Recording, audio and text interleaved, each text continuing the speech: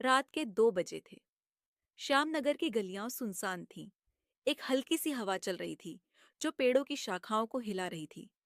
तभी एक काली कार धीमी गति से पुरानी हवेली के सामने आकर रुकी। गाड़ी से उतरी एक लड़की, रिया। उसके हाथ में एक पुरानी डायरी थी जो उसके दादाजी के सामान में मिली थी। डायरी के आखिरी पन्नों पर सिर्फ एक पता लिखा था, श्यामनगर की पुरानी हवेली। क्यों लिखा गया ये पता? उसने खुद से पूछा।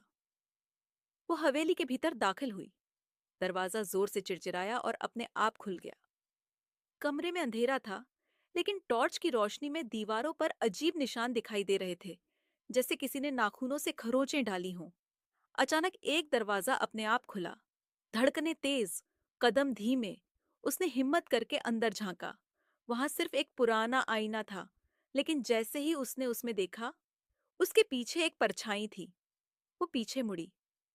कोई नहीं था। ये क्या चल रहा है? उसने बुदबुदाया।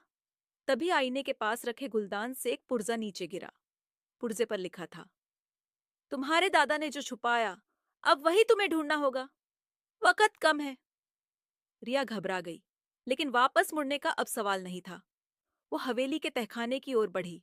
नीचे अंधेरा और सन्नाटा था। एक एक सीढ़ी पर पैर रखते हुए वो नीचे पहुंची। वहां एक पुराना संदूक रखा था। उसने धीरे से उसे खोला। अंदर सिर्फ एक ताला लगा लकड़ी का डिब्बा था। ताले पर वही निशान थे जो दीवारों पर थे। तभी एक आवाज गूंजी, सिर्फ खून खोल सकता है ये रहस्य। रिया पीछे पलटी। वहां कोई खड़ा था, चेहरा छुपा हुआ।